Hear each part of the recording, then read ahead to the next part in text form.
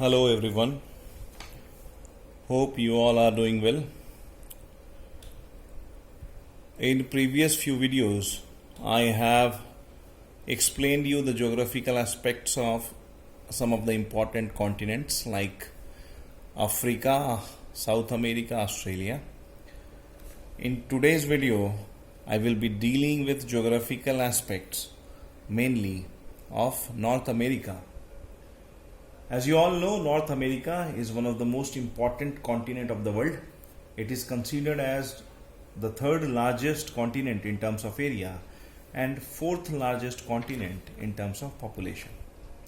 When I say third largest in terms of area, it means Asia and Africa are the two larger continents than America, North America. And when I say fourth largest in terms of population, it means Asia, Africa and Europe are the three larger continents than North America in terms of population.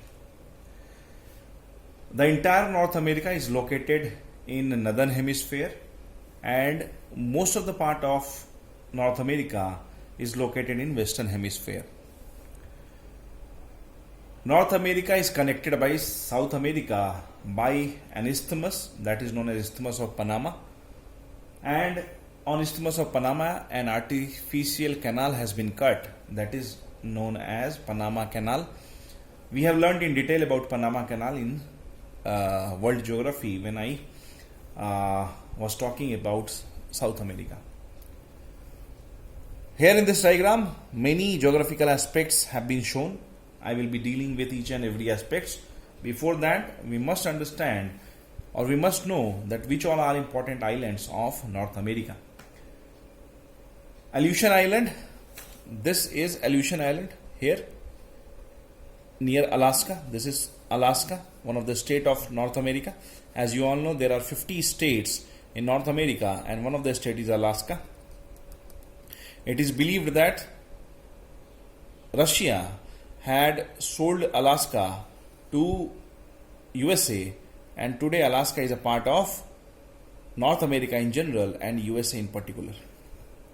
The important island will include Aleutian Island over here, then Greater and Lesser Antilles somewhere here, Bahamas again here, Arctic Archipelago here in north side of Canada, on north of Canada. Then Hawaiian Island. I had already explained about Hawaiian Island when I dealt Oceania under Australia, when I talked about Australia. Hawaiian Island is the only tropical region of North America, because by and large North America is subtropical, temperate and polar continent and not tropical. But Hawaiian Island is located in tropical region. That is why we very often say that America has almost all type of climate except equatorial type of climate. Okay, now let us learn the various important water bodies which are surrounding North America. In north of North America, as you all know, we have Arctic Sea near North Pole, but just in north of North America in general and Canada in particular, we have Beaufort Sea somewhere here. This is Beaufort Sea. In northwestern part of North America, we have Bering Sea. Here we have a Bering Strait. Bering Strait separates Alaska of North America with Russia of Asia. Okay. Then here on this part we have Baffin Bay. This bay is named after island that is known as Baffin Island, located over here. So Baffin Bay is somewhere between Baffin Island and Greenland. Greenland, as you all know, geologically it is the part of North American plate, but the control on Greenland goes to Dennis. That is Denmark only. Now here we have Labrador Sea. As you all know, a very famous cold current flows or originates from here, that is known as Labrador Current, and this Labrador Sea and Labrador Current is named after the Labrador Peninsula or plateau that is over here, as you can see. Here this gulf is known as Gulf of St. Lawrence. You all have learnt about Gulf of St. Lawrence. A very famous river, St. Lawrence River, drains over here, And when I taught you the ocean bottom relief, there I had told you about submarine canal. A very famous submarine canal, that is Hudson Canal, is being carved out by Laurentian River only when it drains in Gulf of St. Lawrence and passes over continental shelf area of Atlantic Ocean in this region. Then somewhere here we have Gulf of Fundy. We have already talked about Gulf of Fundy when I taught you tide. I had told you the maximum tidal range we have in Gulf of Fundy only. It goes as high as 16 meter. Then on east of North America we have North Atlantic Ocean, and somewhere here it means on eastern side of Florida we have Sargasso Sea. Sargasso Sea is a calm region of North Atlantic Ocean. It is very calm because of a reason that from all sides it is surrounded by ocean currents. As for example, in western side the Gulf Stream flows. In northern side North Atlantic Drift. On eastern side Canary Current, and on southern side North Equatorial Current. So this is a calm sea region which is surrounded by 4 oceanic currents, cold as well as warm. And in the Sargasso Sea, a weed is developed. That weed is known as Sargassum. On the name of Sargassum, this sea is called as Sargasso Sea, which is very calm. Sargassum is also known for its very good scent, and that is why it is important from examination point of view. Here we have Gulf of Alaska, named after Alaska.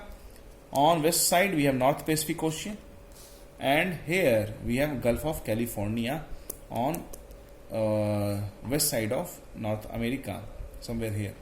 In south side we have Gulf of Mexico, and further south Caribbean Sea. When I taught you South America, I told you on north of South America we have Caribbean Sea. So this is the important water bodies surrounding North America. Okay, now let us learn about the important lakes of North America. Although North America have plenty of lakes, but the 5 important lakes are collectively known as Great Lakes of North America. Most of the lakes are located in USA, but some of the lake also in Canada, particularly talking about Great Lakes. Great Lake comprises Lake Superior, Lake Michigan, Lake Huron, Lake Ontario and Lake Erie. Out of these 5 lakes, Lake Ontario makes the border between Canada as well as USA. It means it is present in Canada as well as USA, but mostly in Canada. And particularly Lake Michigan is located at the bank of, city of Chicago is located at the bank of Lake Michigan. Chicago is very famous historically also because our beloved leader Swami Vivekananda had gone there in 1893 and given a very historic speech over there on the topic of religion. Okay, so among all the Great Lakes, Lake Superior is the largest one, and it is not only the largest freshwater lake in America but also the largest freshwater lake of the world, Lake Superior. Although Lake Michigan and Huron, they are connected at a very narrow point, and if Michigan and Huron will be considered as one lake, then Michigan Huron is even larger than Lake Superior, but generally it is considered as 2 separate lakes. Apart from Great Lakes, there are other lakes in North America. Here is the list. Okay, this list is not exhaustive, but it covers most of the important lakes of the America. These are the Great Lakes I have already talked about, and now the other lakes are Great Salt Lake, again a very salty lake. Only few water bodies of the world are more salty as compared to Great Salt Lake. As for example, the Dead Sea, Lake Van. These are the some lakes of the world which are more salty than Great Salt Lake. Otherwise, Great Salt Lake is very salty lake of North America. The other lakes are Winnipeg, Athabasca, Great Bear, Little Bear, Champlain, Agassiz. These lakes are located mostly in Canada, and Chapala is located in Mexico.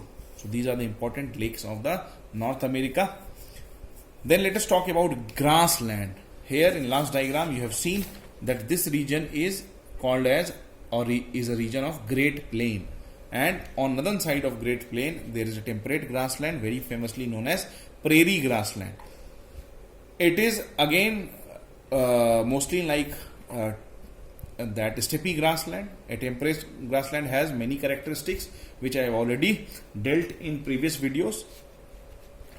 Prairie grassland, since it is a temperate grassland, is very famously known for cultivation of wheat, and sometimes it is termed as wheat bowl of the world because large amount of wheat is being exported by USA.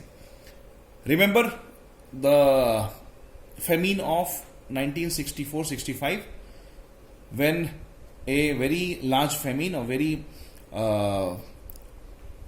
destructive famine was there in India in general and Bihar in particular. At that time, USA had helped with its wheat supply or export, although the conditions of that export was not very favorable to India. Now let us learn about the important deserts of America. In North America, although there are plenty of deserts, but most important deserts are Californian desert, Mojave desert, Sonoran and Mexican desert, which you can see in this diagram over here.